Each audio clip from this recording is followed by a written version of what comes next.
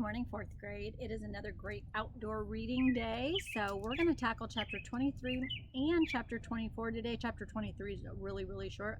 And remember, we are at the very final task, I guess, or quest. We need to find the enchantress and figure out what is her most prized possession to add to our wand. That's right where we are, chapter 23, the eighth dwarf. Not quite sure how that's going to play into it, but one way to find out. Let's get started. So a horrible storm moved through the dwarf forest.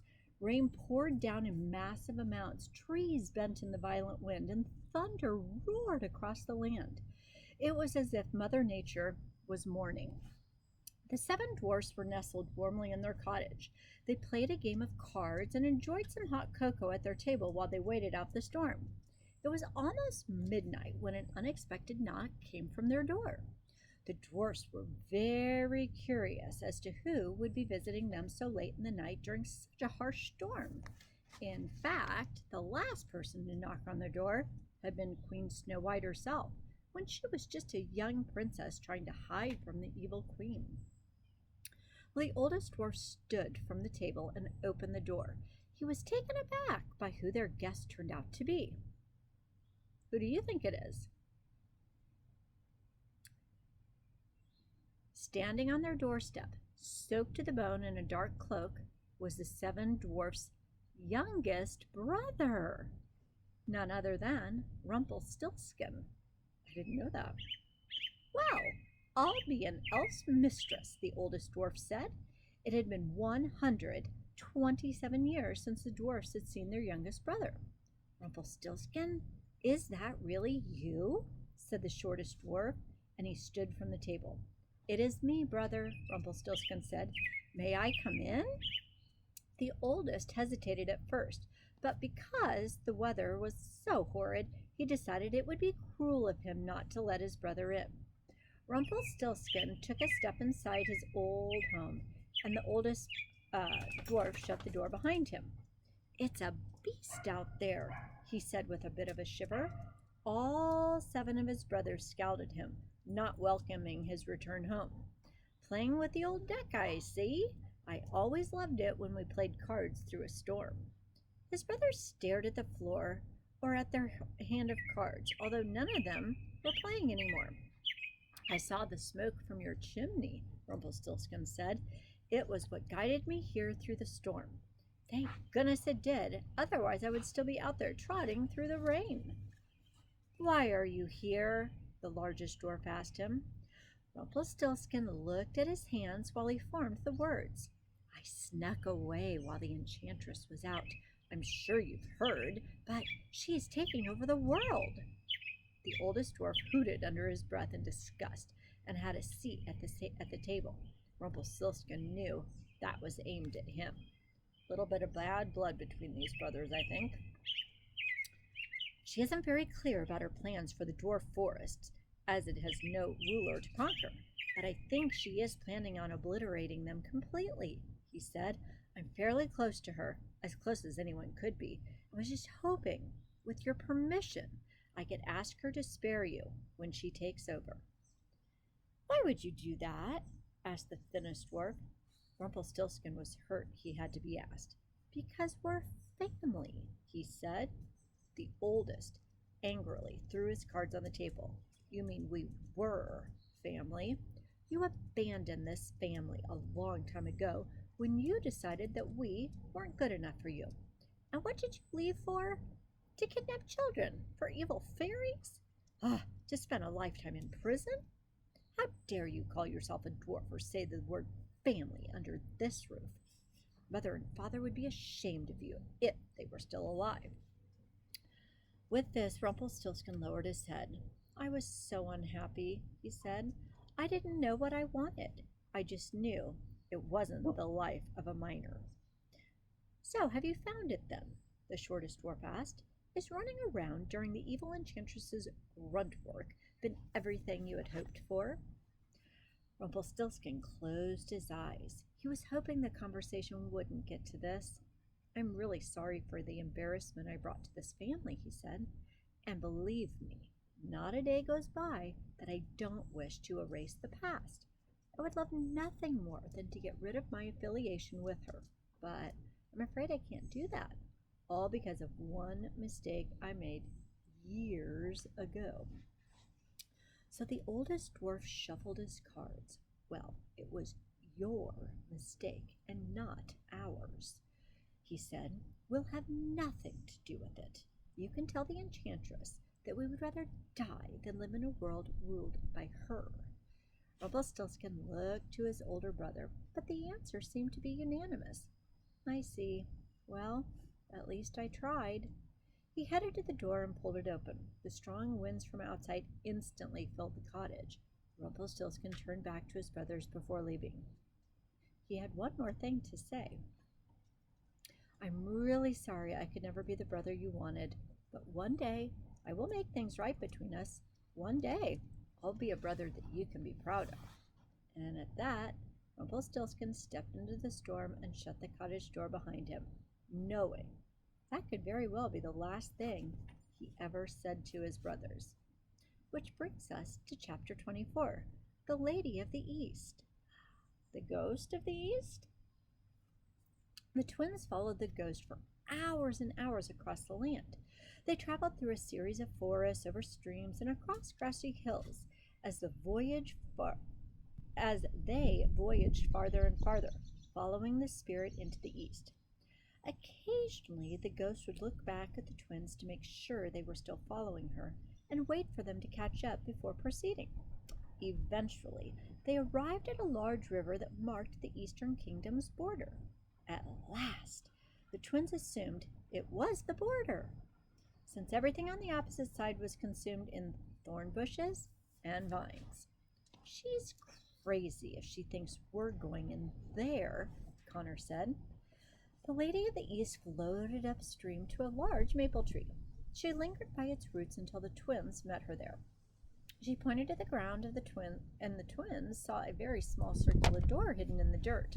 Connor pulled it open and discovered a ladder that led down a very narrow tunnel. This could be good.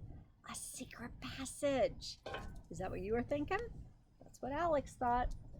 "Are we supposed to go in there?" Connor questioned. The Lady of the East slowly nodded her head. She retreated into a small, ghostly orb and flew into the passage. Alex and Connor followed, cautiously making their way down the ladder. The tunnel was dark and very dingy. The orb gave off the only light, and the twins followed it like the North Star as it continued leading them east underground. So the dirt surrounding them became moist and muddy as they traveled down this river. "She seems to know where she's going," Connor said. "This must be a secret entrance to the Eastern Kingdom. Something tells me we're the only ones who have been in here for a very long time." There were no footprints or even a single insect or rodent in sight, and the twins were led through the tunnel for miles and miles. Their feet grew tired and ached a little more with every single step. "Are we there yet?" Connor asked the orb, but he didn't get an answer. Finally, the tunnel came to an end at another ladder. Alex and Connor climbed up the ladder and peeked through another circular door above it. They pushed the door open and climbed out of the passage. The twins found themselves in a square room with hay covering the ground and spacious wooden stalls built around the walls. "It looks like we're in a stable." "Then where are all the horses?" The orb expanded back into the Lady of the East. She glided across the stable and through a pair of open wooden doors. Alex and Connor followed again, peering through the doors before walking through, and they found a stone spiral staircase twisting high above them. "Connor, I think we might be in Sleeping Beauty's castle." The Lady of the East glared at them from the stairs. We're coming," Connor said. The twins followed the ghost up the stone steps, climbing higher and higher to the castle. They finally reached one of the highest floors and followed the Lady of the East down a hallway with stained glass windows. These windows were dark, though, as if something was covering them from the other side. They passed a window with an unobstructed view and looked out at the rest of the castle and the land surrounding it. Alex shrieked and grabbed her brother's arm. Oh my gosh! Whoa! Connor said under their breath. Do you know what they just discovered? The castle was so consumed by the enchantress's plants, it looked like it was a large plant itself. The thorn bushes and vines had wrapped around the castle, leaving nothing uncovered. The twins saw soldiers and servants and villagers all spread across the land with vines coiled around them like serpents covering their prey. Some were pinned to the ground, others suspended hundreds of feet in the air. They were like ornaments on a monstrous Christmas tree. Are they alive? You don't see something like this every day, Connor said softly. The twins turned to the Lady of the East, and she floated farther down the hall and phased through a door. Alex and Connor opened the door and walked into the room, but the ghost had vanished. They looked around at the room that they had entered, and a large, luxurious four-poster bed pushed against the wall caught their eye. They were in the King and Queen's chambers. Who are you? A deep voice called out. King Chase was seated by a fireplace, keeping himself warm. The twins jumped when they saw him. So sorry to disturb you, Alex said. We didn't realize we were walking into your private chamber. The king studied them curiously. How did you possibly get into the castle? Well, we were following someone. Who? King Chase asked. Neither of the twins really had an answer for this. Well, we're not sure who she is exactly. A pushy ghost, that's who, Connor said under his breath. She's the one that led us through a secret tunnel. The twins kind of expected the king to look at them as if they were crazy, but he did just the opposite. A ghost? King Chase said. Is this ghost by chance the spirit of a woman with a flower in her hair? Yes, Alex said. Do you know who she is? Yes, King Chase nodded. You must have been following the ghost of old Queen Beauty. She's been haunting the castle for years. Queen Beauty? Connor asked with a confused face. But we just saw your wife last week. She's very much alive. King Chase rested his head on the back of his chair and let out a long sigh of relief. I am very glad to hear that, he said. I haven't seen or heard from her since she fled the castle. No one has been able to get in or out since the plants attacked. So there are two Queen Beauties? Connor asked. King Chase stood and walked to a portrait on the wall. It was of a beautiful woman, unmistakably the Lady of the East, when she was alive. The ghost and the spirit of my wife's grandmother. It is Queen Beauty the First, who she was named after. Historically speaking, my wife is Queen Beauty the Second. The world just knows her as Sleeping Beauty. So that's why she looks so familiar. The ghost only reveals herself to people she thinks can help in a time of need, King Chase said, and eyed the twins. I should know. I would have never kissed Sleeping Beauty and broken the sleeping curse if Queen Beauty hadn't been the one to guide me back to this castle. So interesting, Alex said as she studied the portrait. Beside it was another painting of Queen Beauty standing next to a large animal of some kind. It had thick fur, large claws, and a mane like a lion's. Wait a second. Beauty, Alex thought. Is old Queen Beauty the Beauty from the story of Beauty and the Beast? Oh, indeed, said a woman's voice. The twins and King Chase turned to see the ghost of old Queen Beauty floating towards them. I came to live in the castle when I was a very young woman. I was meant to settle my father's debt with a king cursed to live as a hideous beast. But when I fell in love with him, the curse was lifted, and he became human again. The twins froze. You can talk. Might have been nice had you explained some of this the first time that you scared the crud out of me in my sleep. Oh, I apologize for my methods of getting you here, Beauty said. I can only speak when I am in my old home. Alex was really fascinated by the heritage and silently thought on it, trying to make sense out of everything. So, there were two curses. Interesting. This is not a coincidence after all, I'm afraid, Beauty said. The curses were cast by the same person, Esmea. Both the twins shook their heads in disbelief. They weren't expecting this twist in the story. Hold on, Connor said. Esmea? She is the one who turned your husband into the beast? The ghost nodded somberly. Yes, I'm afraid. You see, Esmea fell in love with my husband long before I ever met him.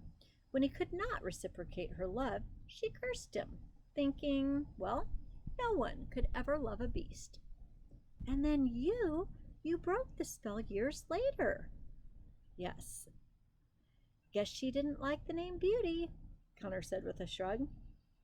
The enchantress has cursed every generation of my family, Beauty told them. First, she bewitched my son into desiring a wife who could spin hay into gold. Well, he eventually found a maiden who claimed to do so, but only because she made a deal with Rumpelstiltskin to do it for her. And Rumpelstiltskin, he was working for Esme at the time, Connor said, starting to piece everything together. He spun the hay into gold in exchange for her firstborn child. Wait, I think there's a theme in Esme's attacks on your family. They all involve a spinning wheel. But why?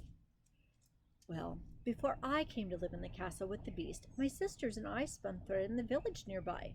Esmea couldn't stand the fact that my husband chose to love a spinner rather than a great fairy like herself. She has forced the spinning wheel upon my family ever since. Oh, well, that takes a lot of effort, Connor said. Why would she put so much energy into cursing your family because of something that happened so long ago? Well, the twins could almost see a small smile appearing on the ghost's face. The twins were following her story perfectly, and I hope you are too. There's a lot of twists and turns to this. So, because the enchantress, above all things, values her pride, Beauty said, and my family has always been a reminder of Esmea's greatest loss and embarrassment. Ah, the twins felt their hearts skip a beat here. Her pride, Alex said. That's it. That's the enchantress's most prized possession. Okay, how do you put that on a wand? Let's find out. This is when I wish we were in person and you guys could give me your ideas, because I have no idea how you put pride on a wand, but I'm guessing one of you guys has a pretty clever idea. Okay, let's see. So that's why you brought us here, isn't it? Connor asked Beauty. You know what we need. The ghost of old Queen Beauty nodded again. King Chase was just as caught up in the story as the twins were, still learning things about the family he had married into. I have a question, King Chase said. Is that why you haunt the castle still? Because you're protecting our family against the enchantress? The ghost dismally lowered her head. In her scheme to take over the world, actually the enchantress imprisoned my husband's soul, just as she has your grandmother, Beauty said to the twins. I have walked the earth waiting for his soul to be free so I can be reunited with him on the other side. What's up with all these souls? Connor asked. Can't she collect stamps or antiques like a normal person? I'm afraid I don't have the answer to that question, Beauty said, but I have asked someone who will join us. The ghost of old Queen Beauty gestured behind them to the fireplace, and another spirit stepped out from the smoke of the tiny flames. The ghost of a short woman who wore a hooded cloak and walked hunched over with a cane. Do we know her? I think we do. Her face was so wrinkled she looked like a log. She had an incredibly small nose with an enormous mole next to it. Ring a bell yet? The twins knew who she was without an introduction. Their father had described her perfectly in the journal they followed a year ago. Agatha, is that you? Alex asked. Aye, Agatha said, and slowly made her way closer to them.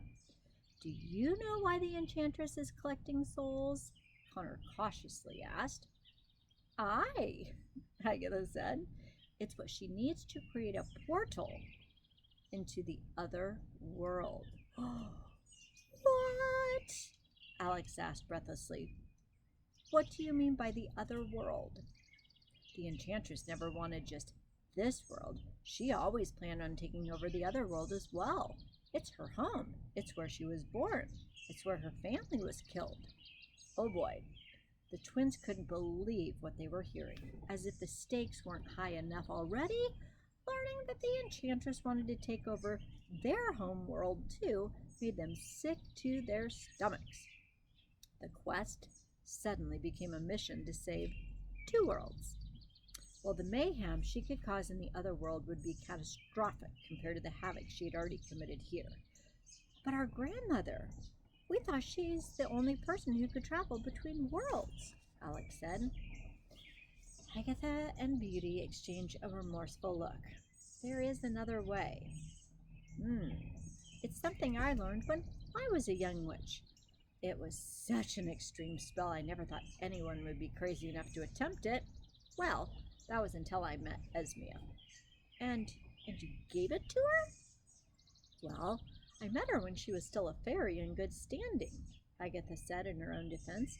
She had been heartbroken a number of times and asked me if I knew how to create a portal so she could just go home to her other world. And really not thinking much of it, I made the biggest mistake of my life. I told her. So what was it? Connor asked. Agatha let out a very long sigh. Well, to travel into the other world, you must first master the 7 deadly sins of this world and conquer its past, its present, and its future. Wow, that was the most intense collecting spell the twins had ever heard of. So, she has to master the 7 deadly sins? Alex asked. And conquer this world's past, present, and future? How does somebody go about doing that? Well, Esme has spent a very long time figuring this out, and unfortunately, she's very close to completing it. What are the 7 deadly sins? Alex had to think about this. Lust, envy, pride, greed, gluttony, sloth, and wrath, I believe, she said. Connor gulped. Yep, that sounds like our enchantress, all right. And you said she's close to accomplishing all of them? The ghost of the old witch nodded. Esme has imprisoned the souls of her former loves to signify her lust. She strips others of their happiness to signify envy. Having Rumpelstiltskin under her command connotates her sloth, and as she slowly takes over this world with greed and gluttony, the world is exposed to the enchantress's wrath, which satisfies pride. But how is she conquering this world's past, present, and future? Well, by destroying the kingdom's historical landmarks, the enchantress conquers the past. By forcing the rulers to hand over their thrones willingly, she undeniably holds the power over the present. And by kidnapping the heir to a throne of man and the heir to a throne of magic, she encompasses the future. But her mistake, she doesn't have Alex, does she? They have to keep it that way. So the twins bobbed their heads up and down as they followed along. They looked to King Chase, but he was having an even harder time comprehending all this. Every move Esmea had made from the very beginning was very, very carefully calculated. Princess Hope is the heir to a throne of man. That's why Esmea kidnapped her and tried kidnapping Sleeping Beauty as a baby. But who is the heir to the throne of magic? That is where the enchantress has made her greatest mistake," Agatha said, happy to tell them about one advantage they had over the enchantress. She took the wrong person. The twins still didn't understand what she was telling them at first.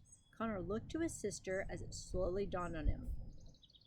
Alex realized everyone in the room, of course, was looking at her. "Me?" Alex asked and pointed to herself. "That's why the enchantress wanted to kidnap me. She thinks I'm sort of her heir to magic." "Well, technically you are the fairy godmother's only heir," Connor said. "You're her grandchild too," Alex reminded him. "Why don't you qualify as much as me?" "Oh, come on, Alex. You know I've never wanted to be a fairy. This has always been your thing." Wow. Alex shook her head and looked to the floor, not wanting to believe it. "No, there has to be some sort of mistake," she said. "I want to be a fairy as much as the next girl, but I can't be the next fairy godmother." "Didn't the unicorns bow to you when you came to this world?" Beauty asked. "Well, yes, but what does that have to do with anything?" Alex asked. "The unicorns only bow to those that magic is strong with," Agatha said. "Esmea knew that if anyone could stop her, it would be another woman of both worlds, with magic in her blood." "Which is why Grandma made such a big deal about protecting us," Connor said. "She knew Esmea would be coming after you. I bet she's known you were going to fill her shoes since you activated her Land of Stories book." Alex kept trying to deny it to herself, but what they were saying actually made sense. It was such a huge reality to face, but an even bigger burden to bear. Had the situation been different, it would have been the most wonderful news she had ever heard in her life. But they were talking as if she was now single-handedly responsible for defeating the enchantress. I don't think any of us really want that responsibility. But Alex, I think maybe she can handle it with her brother's help. "All right, so you have to get back to the others," said another voice in the room, and they all turned to see a third ghost appear. This one was young and pretty, but shy and kept her distance. There was something about her presence and her voice that was very familiar to the twins, but they had so many things to think about they just couldn't think exactly who she reminded them of. "This room, it's getting a lot more crowded by the minute," Connor said. "So who are you?" The new ghost took a moment to answer as if she wanted to remain anonymous. "Well, they called me Gloria when I was alive." Still doesn't ring a bell. "You've been gone for hours, and your friends have started to worry. The enchantress is planning another attack soon, so you must return to them and finish building the wand." Wait. How do you know about the wand?" The ghost of Gloria was quiet. "I know you are much closer to finishing it than you think," she said softly, almost sad to say it. "So you must hurry. Esmea is planning to strike very soon." "She's right," Beauty said, as she floated past the twins and headed to the door. "It is time you headed back to the troll and goblin camp." The twins nodded, not wanting to cause Bob and the others to worry any more than they already had. "Children," King Chase said before they left his room, "if you see my wife, please tell her I love her." "No," Connor said, "but you can tell her yourself when you see her next." He and King Chase shared a very hopeful smile. "Best of luck to you both."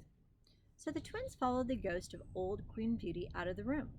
She escorted them down the spiral staircase through the stables and into the secret passage.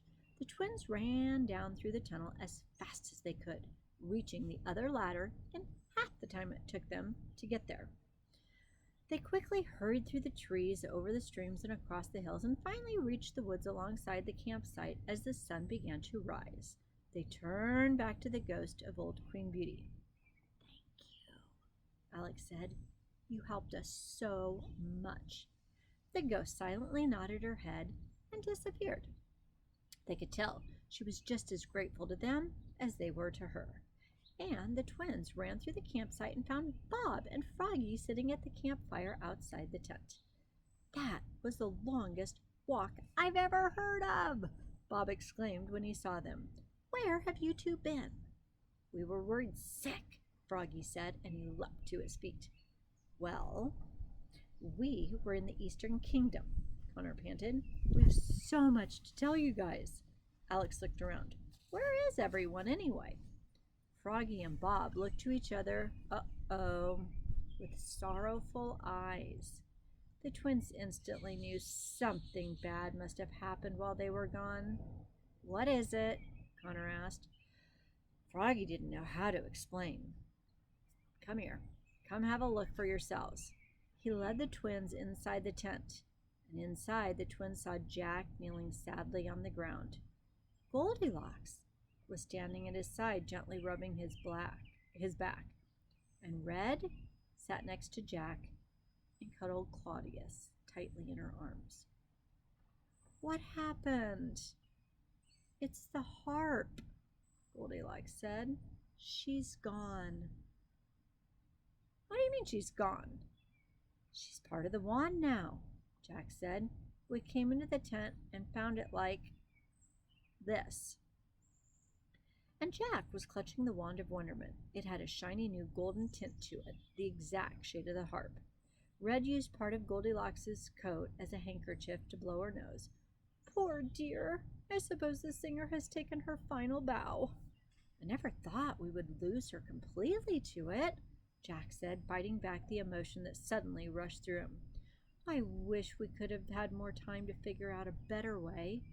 Alex and Connor looked to each other and knew exactly what the other was thinking. "Gloria!" I hadn't put it together yet. The harp's name was Gloria, and now she is a ghost. And remember, she said they were a step closer because she had become part of the wand. All they need is the pride now. Alex watched over her sad friends and took a step towards them, deciding now was probably the best time to tell them what they had learned from the spirits in Sleeping Beauty's castle. "The harp's loss will not be in vain," she said. "We finally know what we need to defeat the Enchantress." Wow, I didn't expect to jump into chapter 25, but root, and rage. Let's go for it. The golden arches and pillars of the fairy palace could barely contain the anxieties growing inside them. The 7 colorful fairies of the Fairy Council paced around the main hall away from their respected podiums, desperately trying to come up with an overdue solution to the crisis at hand. "A whole territory has been destroyed," Xanthias said. The flames on his head and shoulders were flickering wildly. "We've got to find her. Every corner of every kingdom has been searched twice, and there's still no trace of her." "But what would we do if we found her?" Skylene asked. "We're no match for the Enchantress. Our magic is useless against hers." She grows more powerful every day." "But we must do something, anything," Xanthias demanded. "The world, it is counting on us." Tangerina had grown tired of all this complaining. Even her bees were irritated and flew around her beehive with their stingers out. "Then why don't you think of something to do?" she said. "We've all been in here for days trying to come up with a practical solution. You know, it's not like we're keeping anything from you." "Well, if we can't come up with a practical solution, then I suggest we come up with an impractical solution," Xanthias half-heartedly suggested. "Let's just fight her at her own game. Who cares about honoring our fairy values?" At this, the flames on Xanthias' shoulders flickered faster as he thought about the idea. "The world has always looked to us to handle the troubles with peace and understanding. We cannot abandon those morals now. That is what the Enchantress would want. You can't extinguish a fire by adding more flame. You, of all people, should know that. Well, then if we can't use our magic to stop her, let's gather all the witches and warlocks from the Dwarf Forest and Pinocchio's prison and have them defeat her," he proposed. Emeralda massaged her forehead. "You want to set loose the witches and warlocks that we imprisoned? Xanthias's flames diminished, and he slumped. She didn't have to elaborate for him to realize how bad this idea really was. So, any more bright ideas? Tangerina asked him. Well, Xanthias turned to respond to her, but had nothing to say. They were at a dead end. What if we can't come up with an answer? Coral asked in a very tiny voice, cuddling her pet walking fish. Will all of us just perish if we cannot stop her? The situation had finally reached a point that forced them to consider the consequences of failing. Emeralda eyed her fellow fairies, angered by their sudden hopelessness. Shame on all you, she said, walking around the room. She stared directly into each of their eyes as she passed them. We are the Fairy Council. If we lose our hope, all hope for the rest of the world is good as gone. We cannot spend a moment humoring thoughts of failure. As long as someone remains standing with a noble heart, there will always be a way for good to triumph over evil. I haven't talked about this in a while, but theme? Is that the theme of this whole story? Or could it be? Good will triumph over evil. But not easily, right? Just a thought. Remember, theme is big. Okay. So the other fairies looked around at one another, inspired by Emeralda's words. Moments like these were the reasons why Emeralda was the head of the Fairy Council. A small magenta flame abruptly appeared on the floor of the main hall. It came out of thin air. It didn't appear to be burning anything but the air around it. Emeralda gazed down at it and cautiously stepped away. Brace yourselves, she said, and her green eyes grew large. We're about to have company. Good or bad? With a giant blast, that purple flame rapidly grew into a roaring magenta fire that covered the majority of the room. The fairies screamed and shielded themselves from the blaze. A split second later, the flames vanished, and the enchantress appeared. Oh boy. The fairies froze with fear. Esmea always knew how to make a grand entrance. Oh, so good to be home! Esmea laughed and looked around the room at all the frightened faces of her old peers. For people who thought I was dead, you never looked so happy to see me. Emeralda was the only fairy brave enough to address her. Why have you come here, Esmea? The enchantress ignored the question. Oh, look, Esmea said happily, as she strutted to a forgotten golden chair that had been pushed to the side of the room. My old seat from when I was on the Fairy Council. Do you all remember those days? You've certainly shown your true colors since that, Emeralda said. Oh, you act as if you're all so faultless, Esmea sneered. I can see right through the pathetic facade of a perfect loving family. I know just how spiteful you can be when no one is looking. I sat in this room for hours every day trying to make the world a better place just as much as the rest of you. But why did you target me with all your cruelty? Why was I the one treated so poorly by the people who were supposed to be perfect? Because you became vindictive, Emeralda said. No, Esmea said as she shook her head. It was because I became better. I was more powerful, more gifted, and more liked than any of you could ever be. When the fairy godmother announced me as her heir, you all acted as if I had done something horrible to you. She put me on a pedestal, and you all isolated me there. As your ability grew, so did your ego, Emeralda said. That could get you into trouble, couldn't it? I think we're going to stop right there. Have a great afternoon. We're almost to the conclusion.